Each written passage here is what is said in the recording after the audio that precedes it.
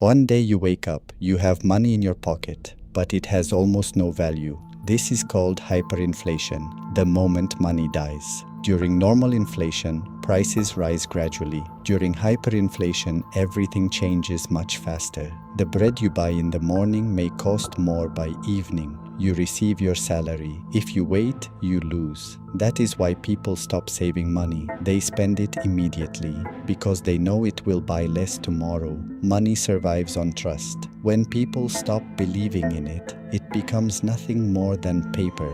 Stores keep changing their price tags. Businesses can no longer plan for the future. Savings disappear. Years of savings can vanish in a short time. Then people begin looking for alternatives. Gold, foreign currency, barter, because they no longer trust their own currency. History has shown this many times. Germany in 1923, Zimbabwe in 2008, Venezuela in recent years. The countries were different, but the outcome was the same. The money existed, its value did not. Hyperinflation does not begin overnight. First, the economy weakens, production declines, government spending increases, revenue is no longer enough, the budget deficit grows, borrowing becomes more difficult, then new money is created. The problem is not solved, it only gets bigger. People lose trust in the currency, and everything accelerates. The greatest damage is not limited to the economy. People also lose faith in the future because money is more than a means of payment. It is also the reward for work and a symbol of confidence in the future. When that trust disappears, money loses its meaning. Hyperinflation is more than rising prices. It is the collapse of trust in a nation's currency and the moment money quietly dies. The year 1923. Weimar Germany was collapsing. The war had just ended. The Treaty of Versailles had been signed. Germany was paying a heavy price. War reparations were growing. The government had run out of money. The economy had collapsed. Production was too low. Then another blow came. The Ruhr region was occupied. Factories stopped. Production fell even further. The government thought it had found a solution. It printed more money. At first it seemed to work. Then everything changed. Prices began to rise. Then they rose even higher. Money rapidly lost its value. People received their wages. They spent them immediately because waiting meant losing. Tomorrow was too late. A single loaf of bread cost billions of marks. People carried their money in sacks. Some used wheelbarrows. The tragedy was this: the wheelbarrow was worth more than the money. Children played with banknotes. Instead of toys, they played with money. Some burned banknotes because they were cheaper than firewood. Savings disappeared. Lives changed.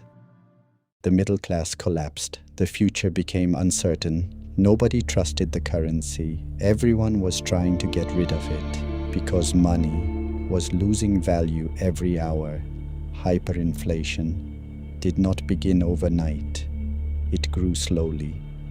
Then it accelerated. Then it consumed everything. Money, savings, the future. Germany, 1923, taught the world a lesson. A currency lives only as long as people trust it. When trust disappears, money dies quietly. The year is 2008. Zimbabwe, the world's most worthless currency. The system collapsed. Markets emptied. Prices doubled every hour. Billions weren't enough. Trillions were printed. A single banknote, $100 trillion. The worth? Just 3 eggs. Children played with money in the streets. Whoever got paid ran. The race against seconds began because money melted in pockets. Money had an expiration date, a loaf of bread, the price, a sack of cash. Wallets went to the trash. Money was carried in wheelbarrows. They didn't count money, they weighed it. Banks stopped making payments. The state didn't stop. Printing presses never stopped. Zeros were added, constantly added. Value dropped to zero. A meal in a restaurant. The bill changed at the table.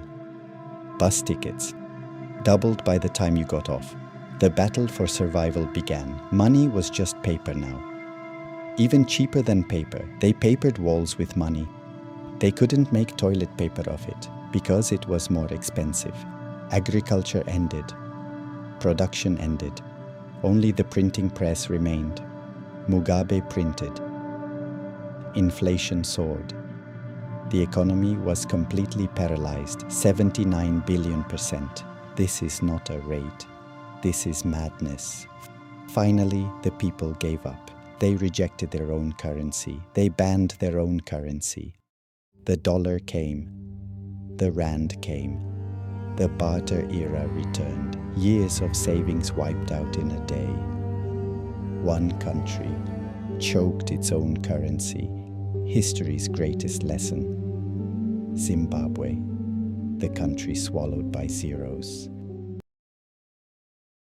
The year is 2016. Venezuela, an oil giant, one of the largest oil reserves in the world, a wealthy nation, but a fragile economy because it depended on one resource: oil. For years, oil money flowed, government spending increased, but production did not grow. The economy remained dependent on oil. Then oil prices collapsed, revenues declined, the economy shrank, production began to collapse, factories slowed down, markets emptied, the government searched for a solution. It printed more money. The result?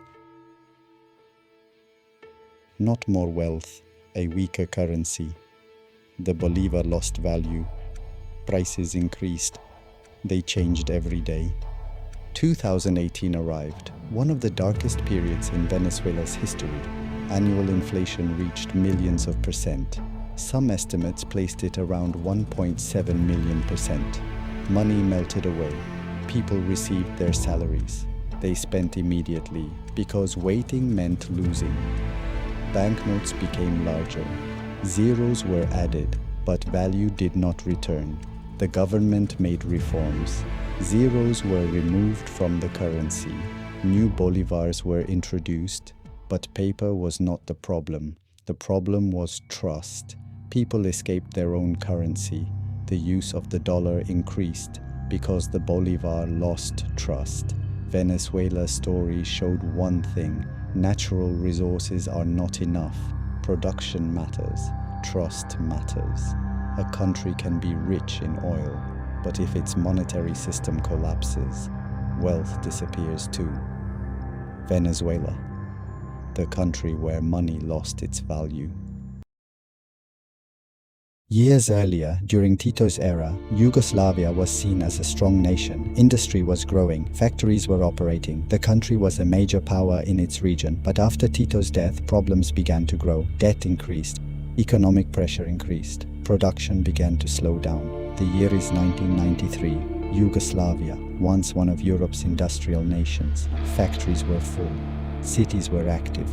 People lived through a more stable period, but the economy was already weakening. Then war erupted. The country began to break apart. The economic system started to collapse. Production lines stopped. Trade routes were disrupted. Sanctions increased the pressure. The economy weakened day after day. Government revenues fell, but spending continued. The solution was more money printing, but printed money did not create production. It only created more banknotes. The Yugoslav dinar rapidly lost value. The years 1993 and 1994 became a disaster period for the country. Prices became impossible to control. Price tags were constantly changing in stores. The price of the same product changed within hours. People received their salaries, but they lost value within the same day because waiting meant losing. People carried bags of money, but this was not wealth. It was the result of a collapsing currency. Salaries lost their meaning, savings disappeared. The middle class lost its savings. Billions of dinars became part of everyday life. Banknotes carried more and more zeros. 500 billion dinar banknotes were printed, but bigger numbers did not mean more value. Purchasing power was disappearing. In 1994, hyperinflation reached its peak. Monthly inflation reached around 313 million%. It became one of the largest currency crises in history. People started moving away from the official currency. Trust in the Yugoslav dinar disappeared. The German mark became a safe haven. Foreign currencies and barter became important in daily life. New dinars were introduced. Zeros were removed. But numbers were not the only thing lost. Trust was gone. This was not just inflation. This was the collapse of a monetary system. Because a strong economy is not built by printing money. Production is needed. Stability is needed. Trust is needed.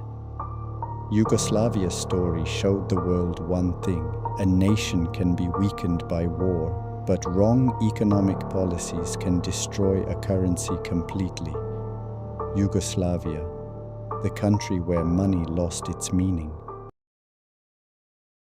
Which hyperinflation was the greatest? Germany, Venezuela, Yugoslavia, Zimbabwe? All of them were among the greatest economic disasters in history, but none of them. The greatest monetary collapse in history, Hungary. The year is 1946. World War II had ended, but the country's economy was still struggling to survive. The war had destroyed factories, production had fallen, government revenues had declined, the economy had collapsed. And the government chose a solution: printing more money. But every new banknote printed reduced the value of money even more. Hungary's currency, the pengo, became one of the fastest devaluing currencies in history. Prices spiraled out of control. Monthly inflation reached approximately 41.9 quadrillion%. This was the highest recorded hyperinflation in history. Prices were doubling approximately every 15 hours. What did this mean? A product you bought in the morning could cost twice as much by evening. Getting paid was not salvation, because if you kept the money in your pocket, you were losing. People raced to spend their money, because time was more valuable than money. Banknotes became larger, numbers became bigger, zeros multiplied, but value disappeared. The government printed banknotes worth 100 quadrillion pengo. But as the numbers grew, people's trust in money disappeared. At some point, money was no longer wealth. It was just printed paper. People stopped using the old currency because millions, billions, even trillions could buy almost nothing. Finally, a solution came. The pengo was abandoned. A new currency was introduced. The forint was born. And one of the greatest hyperinflations in history ended. But a great lesson remained. Hungary, 1946. The greatest example of how quickly a country's money can disappear. Billions were printed. Trillions were printed. But no number could bring back the lost value, because sometimes a country's collapse does not begin on the battlefield. It begins with the money in your pocket. Hungary, the greatest monetary collapse in history.